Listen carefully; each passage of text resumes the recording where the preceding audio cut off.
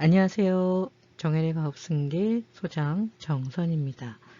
가족 간 계좌이체 언제 세무조사가 나올까? 대표님들이 많이 하시는 질문이십니다.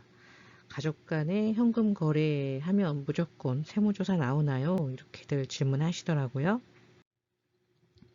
자, 오늘 영상에서는 가족 간에 흔하게 계좌이체를 하는데 계좌이체를 한다고 해서 무조건 세무조사 나오는 건 아니거든요. 그럼 어떤 거래는 괜찮고 또 어떤 거래는 세무조사가 나오는지 알아봐야겠죠. 특히 거래를 하실 때 주의할 점, 그리고 사전적으로 준비하셔야 될 거, 이런 부분 알려드리도록 하겠습니다. 가족 간의 현금이 언제 오갈까? 용돈, 생활비, 또 차용, 돈을 빌려줄 때, 그리고 증여, 상속, 이럴 때 가족 간에 현금 거래가 발생을 하게 되죠. 첫 번째 용돈. 자, 명절에 부모님이 자녀들한테 뭐 용돈을 줘요. 뭐 조카들한테 줄 수도 있고. 그러면 이것도 중요할까요? 그렇지 않죠. 그런데 용돈으로 1,000만 원을 떡하니 줬어요. 자, 이것은 중요할까요? 요거는 좀 고개가 갸우뚱하죠. 그 이유는 1,000만 원이라는 돈은 용돈이라고 보기에는 사회 통념상 어렵다는 거죠. 자, 국세청에서 자주 하는 말이 있습니다. 사회 통념상. 즉 일반인이 생각했을 때 그건 아니지 않아? 이런 것은 증여로 볼 수 있다는 거죠. 자, 그러면 1,000만 원을 용돈을 줬어요. 그러면 바로 세무조사 받나요? 그렇지는 않죠. 왜냐하면 우리가 통장으로 계좌이체를 한 것은 다 기록이 남기 때문에 그 자체를 갖고 세무조사를 하지는 않습니다. 그런데 통장으로 뭐 1억을 받았다고 가정을 하겠습니다. 현금을 계좌이체를 해서 받았어요. 부모님이 이 돈을 준 이유가 있죠. 네, 이 돈으로 자산을 늘리라는 거죠. 현금을 갖고 있으면 자산이 안 늘죠. 그런데 이 현금으로 부동산을 구입한다든지 주식을 구입한다면 자산이 증식될 수 있겠죠. 뒤에서 말씀드리겠지만 바로 이럴 때 세무조사 대상이 될 수 있는 거죠. 자, 그러면 용돈보다 좀 더 규모가 큰 생활비. 생활비는 용돈보다 범위가 훨씬 넓죠. 특히 이제 외벌이 가족 같은 경우에는 전업을 하시는 분이 생활비를 받아서 가정 경제를 꾸린단 말이에요. 근데 그 생활비에는 가족 생계와 관련된 것은 물론이고 뭐 자녀의 교육비, 뭐 주거 관리비, 많은 비용이 들어갑니다. 금액이 꽤 크죠. 이렇게 되면.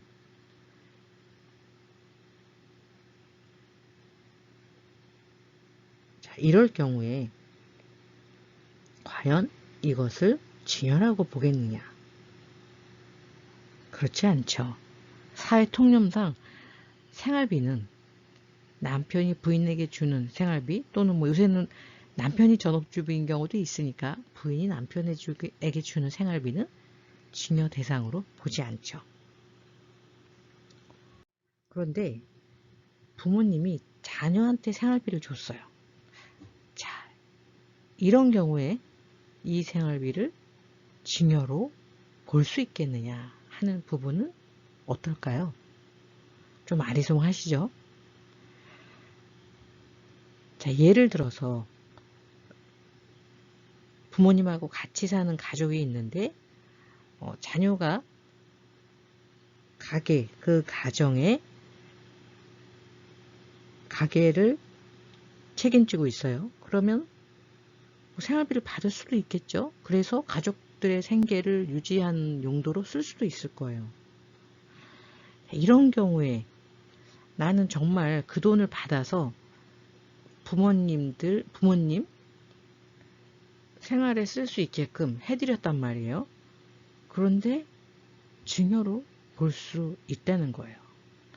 국세청에서는 이 가족 간에, 특히 부모가 자식에게 준 것은 대부분 증여로 봅니다. 대표님들이 많이 질문하시는 내용이죠. 자녀한테 돈 빌려줘도 되나요? 빌려줘도 될까요? 안 될까요? 당연히 됩니다. 그런데 국세청에서는 가족 간의 거래, 현금 거래, 특히 부모와 자식 간에, 부모가 자식에게 주는 빌려주는 돈에 대해서는 증여로 일단 볼 가능성이 높아요. 근데 우리가 정말 빌려준 거라면, 우리 돈 빌릴 때 뭐 하죠? 차용증 쓰죠. 네, 차용증 쓰시면 됩니다. 근데 또 이렇게 물어보세요. 차용증 어떻게 써요? 대표님 남들한테 돈 빌려줄 때 차용증 어떻게 쓰세요? 빌려준 돈, 금액, 또 갚을 날짜, 또 이자, 또 어떻게 갚을지 이런 거를 다 꼼꼼하게 차용증에 쓰시지 않을까요? 가족 간의 차용도 마찬가지입니다. 빌려줄 수는 있으나 반드시 차용증을 쓰시되 그 차용증에는 꼼꼼하게 들어갈 내용들이 다 들어가 있어야 돼요. 우리 은행에서 대출하려고 하면 얼마나 많은 서류를 작성을 하나요? 마찬가지입니다. 가족 간의 차용 역시 은행 대출과 동일하다고 생각하시면 돼요. 그래서 계약서에는 빌려준 돈의 금액, 기간, 이자, 상환 방식 등 이런 부분이 필수로 들어가 있어야죠. 그리고 제일 중요한 거, 차용증이 있다 하더라도 빌려간 사람이 그 돈을 갚을 능력이 있는지 확인하는 것이 중요하죠. 차용증 완벽하게 썼는데 빌려간 사람이 소득이 없는 사람이야. 이건 빌려갔다고 볼 수 없고 증여라고 볼 여지가 크죠. 이렇게 차용증, 또 이자 지급 사실, 또 차익과 상한 내역, 자금 출처와 사용처 등 거래 금액에 구체적인 사실이 있어야 과세관청에서도 가족 간의 차용을 인정해 줄 수 있겠죠. 다음으로 많이 하시는 질문이에요. 그러면 가족 간의 차용을 했을 때 이자는 얼마를 줘야 돼요? 세법에서 가족 간의 거래는 특수관계자 거래라고 해요. 이때 국가에서 정한 이자율을 사용해야 되는데 그 이자율은 4.6%입니다.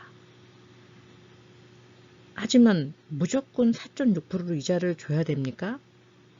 그렇지는 않습니다. 금전대여 이익이 연간 1,000만 원 이상인 경우 증여에 해당이 되는데, 즉 이자가 연간 1,000만 원 미만인 경우에는 무상 차용도 가능합니다. 연간 이자가 1,000만 원이 되려면요, 역으로 계산을 해서 우리가 아까 인정이자가 4.6%라 그랬잖아요. 그러면 4.6%로 1,000만 원이 나오려면 원금은 얼마가 돼야 되느냐? 원금은 2억 1,300만 원이에요. 네. 그래서 요 정도 금액까지는 무상으로 빌려줘도 가능하다. 그런데 보통 상식선에서 아까 사회 통념상 한 1, 2% 저희는 주시는 것을 권해드리고 있습니다. 자, 그런데 일단 돈을 이제 가족한테 주고 이제 본인들한테 유리하게 차용이라고 하기도 했다가 뭐 증여라고 하기도 했다가 이런 경우가 발생할 수도 있겠죠. 자, 이러한 상황을 해결하기 위해서는 최소 증여재산 공제 금액과 나머지 금액을 좀 나눠서 주는 것이 좋을 것 같아요. 이렇게 한다면 뭐 최악의 경우 공제금액만큼은 또 우리가 증여로 하고 초과되는 금액에 대해서는 뭐 차용으로 하고 이렇게 나눠서 할 수도 있겠죠. 그런데 이 금액을 통으로 하게 되면 이렇게 구분을 할 수가 없으니까, 예를 들면 자녀한테 뭐 자녀가 집을 구입하는데 한 3억 정도가 필요하다라고 한다면 5천만 원은 네, 증여로, 그리고 뭐 한 2억은 차용으로, 네, 이렇게 하시는 게 좋을 것 같고요. 나머지 이 5천만 원에 대해서도 그러면 1억을 증여를 하면 되겠네요. 그러면 공제 5천에다가 5천 초과는 뭐 10%니까 500 정도 나오니까, 그래서 이 3억을 한 번에 차용을 한다거나 아니면 한 번에 증여로 이렇게 하시는 것보다는 이렇게 금액을 좀 나눠 놓으면 나중에 상황에 따라서 좀 구별해서 할 수가 있겠죠. 자, 가족 간의 현금 거래 중에서 또 증여가 있죠. 증여의 경우는 증여재산 공제가 있어서 일정 금액까지는 비과세가 되죠. 배우자는 10년 동안에 6억 공제가 가능하고요. 직계 좀비속 자녀의 경우 성년 자녀는 5천만 원, 또 미성년 자녀는 2천만 원까지 공제가 됩니다. 또 많이들 이제 놓치시는 것 중에서 친족 간에 1천만 원 공제가 있어요. 이런 부분도 좀 활용을 하시는 게 좋고요. 공제 금액을 초과할 경우에는 물론 이제 증여세가 부과가 되죠. 하지만 우리가 초과된다 그래도 1억까지는 10% 구간이니까 이런 부분도 좀 활용해서 증여를 하시더라도 공제 금액까지만 쓰지 마시고요. 세율이 낮은 구간을 좀 적극적으로 활용하실 것을 추천을 해드려요. 그러면 이 돈은 아주 정당한 돈이니까 자산을 구입해서 재산을 증식하는 데 써도 전혀 문제가 없다는 거죠.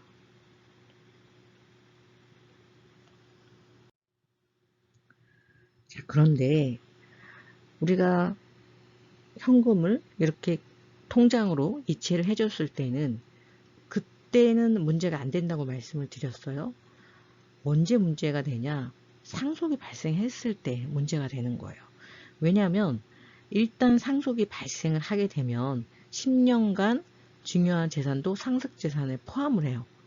자, 근데 우리가 증여 신고를 안 했으니까 증여재산이 없느냐? 그렇지 않죠. 추정을 한다는 거죠. 증여로 볼 수 있는 재산들을 국세청에서는 상속자산에 포함을 시킨다는 거예요. 보통 이제 상속이 발생을 하면 상속자산가액이 한 10억 이상인 경우에 10억 이상인 경우에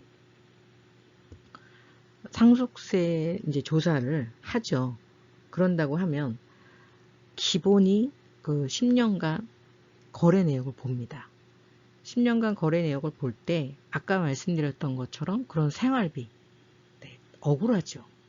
정말 가족이 생활비를 썼는데, 자, 이것을 또 어떻게 대처해야 될지 또 뒷부분에 말씀을 드릴 건데, 상속이 발생을 한다고 하면 우리 가족들 통장 거래 내역 10년치를 볼 수 있다는 것을 항상 염두하시고, 부모님이 좀 연세가 있으시다라고 한다면 이 부분을 고려해서 통장 거래를 하셔야 됩니다. 당연히 현금 거래는 더 위험하죠. 지난 영상에도 말씀드렸지만 현금 1,000만 원을 인출하거나 아니면 입금하는 것 자체가 자동 보고 대상입니다.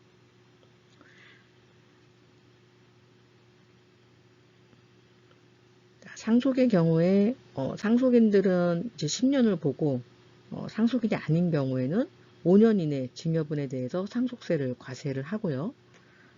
상속세를 피하기 위해서 사망 전에 이제 미리미리 증여를 해놔도 이제 사망이 발생을 하게 되면 상속인 간에는 10년 어차피 합산이 되기 때문에 이 부분을 사전 증여할 때 상당히 많이 고려를 해야 돼요. 어떻게 하는 것이, 그러니까 상속이 됐을 때의 상속세도 같이 계산을 해서 증여세와 비교를 한 후에 사전 증여를 하셔야 됩니다. 자, 그러면 국세청에서는 언제 내 계좌 이체 내역을 조사를 할까요? 아까 상속도 말씀드렸고요. 또 상속 외에 언제 우리 계좌 내역을 조사할까요? 첫 번째는 자산을 구입할 때, 주식이나 부동산 등을 취득할 때 자금 출처에 대해서 조사를 합니다. 3년을 보고요. 우리 사업장 세무조사할 때 보통 5년을 보죠. 이때도 이제 거래가 가족 간에 있었다고 한다면 같이 볼 수 있겠죠. 또 마지막으로 상속이 발생했을 때 10년간 가족 간의 이체 내역을 본다는 거죠. 그러면 정말 내가 정당하게 사용한 것, 증여가 아니고 정말 어떤 자산을 구입하는 것을 대신해 줬거나 또 생활비를 내가 관리했거나 이런 경우는 정말 억울하다는 거죠. 자, 이런 경우에는요. 상속이 발생해서 10년간 아버지의 계좌 거래를 다 제출을 합니다. 그랬더니 아버지한테 내가 뭐 2천만 원 뭐 이런 걸 받았어요. 아, 이거 증여네. 국세청에서는 그렇게 본다는 거죠. 현금이 갔으니까. 그러면 정말 우리가 증여가 아니라고 한다면 꼼꼼하게 통장에 이체를 하실 때 어떤 용도로 그 돈을 줬는지 기록을 해주시는 게 중요해요. 자, 그렇다고 하면 이 금액들을 이 용도에 맞게 구체적으로 받는 사람 통장 또 주는 사람 통장 똑같은 내용으로 이렇게 기록을 해 두셔야 돼요. 그러면 우리가 10년이 돼도 8년이 돼도 기억은 못하지만 통장은 모든 것을 말해줄 수 있다는 거죠. 혹시 몇 년 전에 1, 2년 전에 이렇게 한 게 있는데 어떡하지? 지금이라도 수기로라도 기록을 해 놓으세요. 그리고 앞으로는 계좌이체를 할 때 반드시 이 내역을 메모란에 꼭 입력을 하셔서 오랜 시간이 지나도 검증을 가능하게끔 해 놓으셔야 된다는 거죠. 자, 가족 간의 계좌이체 미리미리 준비하셔야지만 우리 증여세 폭탄, 상속세 폭탄 막을 수 있습니다. 자, 오늘 영상 보시면서 도움 되셨다면 좋아요와 구독, 또 댓글, 또 이런 내용이 필요한 분들한테 공유를 해주시면 영상을 준비하는 저한테 정말 큰 힘이 됩니다. 자, 궁금하신 내용 영상 하단에 설명문에 상담 신청 링크를 제가 남겨뒀으니까요. 그 링크 통해서 신청하시면 됩니다. 감사합니다.